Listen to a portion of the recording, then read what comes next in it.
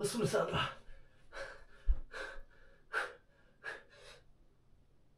83. No, ale pojďme radši hezky od začátku. Čau, já jsem Davík a možná už víte, že jsem se vsadil s kamarádem, že pokud nebudu vydávat jedno video týdně, tak budu muset ve škole, na cviku, se z ničeho nic zvednout, jít před tabuli a začít klikovat, jít do vyčerpání a hrozně hlasitě se přitom motivovat. A pokud mě aspoň trošku znáte, tak asi víte, že nejsem úplně proslulý svou pravidelností vydávání videí, a takže je celkem vysoká šance, že jednou budu muset tady tento trest splnit. Protože jsem ale mužčinu, tak jsem se rozhodl, že nic nenechám náhodě a radši se tady na tento trest připravím. Proto jsem se rozhodl dělat 21 dní v kuse, 200 kliků každý den.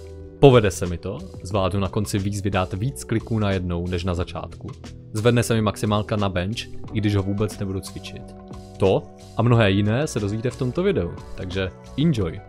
Tak jo, dámy a pánové, máme tu první den mojí klikovací výzvy a ty vado, vůbec nevím, jestli jsem připravený, protože 2 dny zpátky jsem šel benche a takové věci a tyjo, nevím, uvidíme.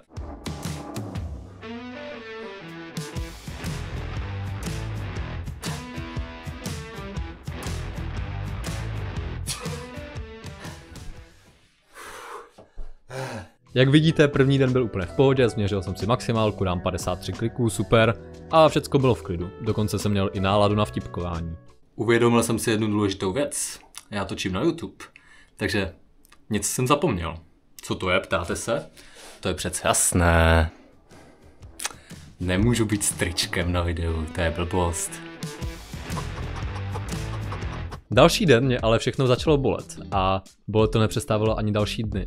Klikoval jsem ale pořád, každý den, v pokoji, v obyváku, v posilce, v jiném pokoji, na chodbě, v lese, prostě všude.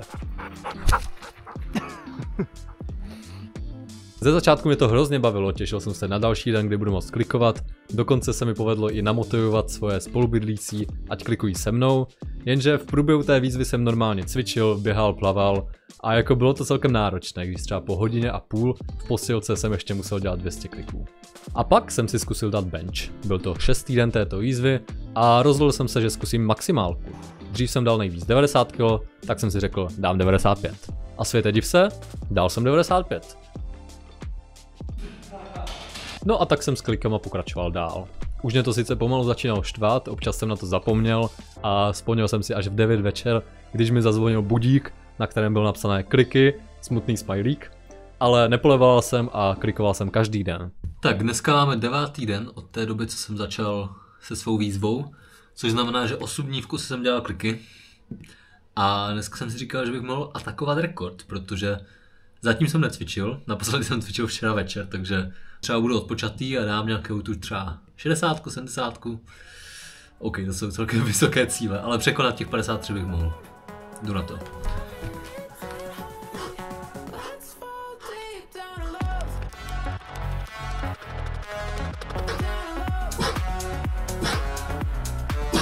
OK. To zní celkem jako rekord. Nepočítal jsem to podle mě úplně správně, ale kolem 60 by to mohlo být. Takže fajn, to jsem spokojený, tyjo. 13. den této výzvy jsem byl znovu v posilovně a znovu jsem cvičil push, tak jsem se rozhodl, OK, vylepším tu 95 z minulého týdne, tak jsem ji vylepšil, tak si říkám, dobře, to bylo v pohodě, zkusím 100. A dal jsem 100. Hrozně mě to překvapilo, protože týden jsem ten bench necvičil, jenom ty kliky, a zvedla se mi maximálka o 5 kg, což je jako drsné. O 2 dny později byl celkem náročný den, kdy jsem celý den tak nějak pracoval na zahradě, kopal jsem buksusy, přitom jsem klikoval a pak večer jsem se ještě rozhodl, že půjdu s kamarádem do posilky, šli jsme a tak jsem se mu musel pochlubit, že mám tu 100, tak jsem to zkoušel, zase se mi povedlo, no a pak mě nenapadlo nic jiného, než další den jít maximálku, kolik dám kliků.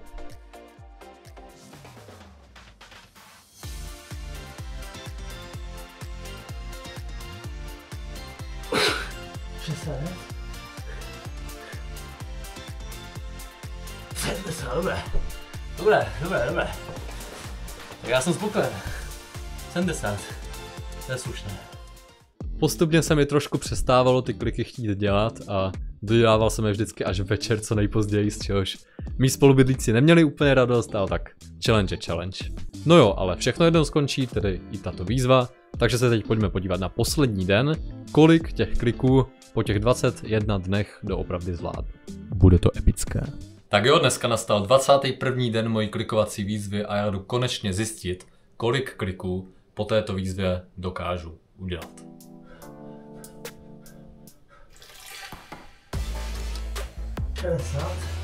Fuj.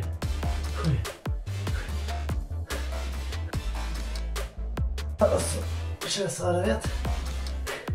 Teď mohlo přestat, že? To bylo vtipné.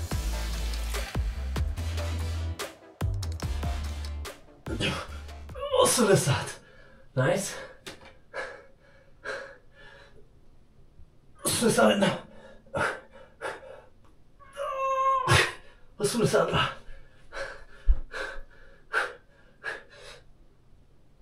83. 84.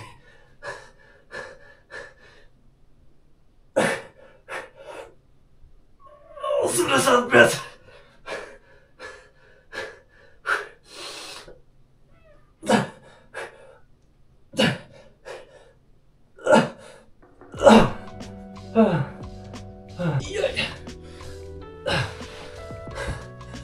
'To nebylo špatné. Těch 115 už jsem nějak zvládl a challenge byla tím pádem hotová. Jakoby celkově, pokud bych tuto challenge měl doporučit, tak doporučuji. Mě osobně celkem tato výzva posunula, to jako ne, že ne. Akorát problém s takovýma výzvama je ten, že cvičíte třeba těch 21 dní a pak si řeknete, OK, 22. den mám hotovo, už nic nebudu dělat a všechna motivace je pryč. Což je trošičku problém, takže je asi dobré to mít na vědomí. Každopádně 21 dní je celkem málo, já jsem dělal 21 kvůli tomu, že jsem byl omezený tím, že další den, teda zítra, 22. den, mám operaci očí, po které už nemůžu mít žádnou fyzickou námahu nějakou dobu, takže jsem byl takto omezený, ale doporučil bych určitě delší dobu. Dělat si dny, kdy máte pauzu, to je jako hodně důležité. A třeba nedělat 200, to je jako hodně, ale třeba 100 kvalitních.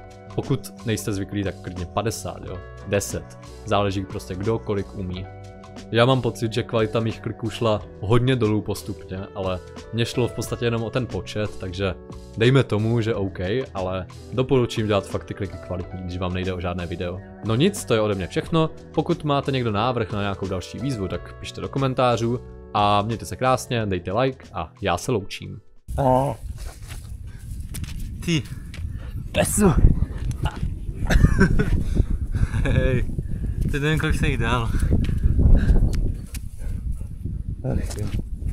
Tým. Běž. Prosím. Ryb video.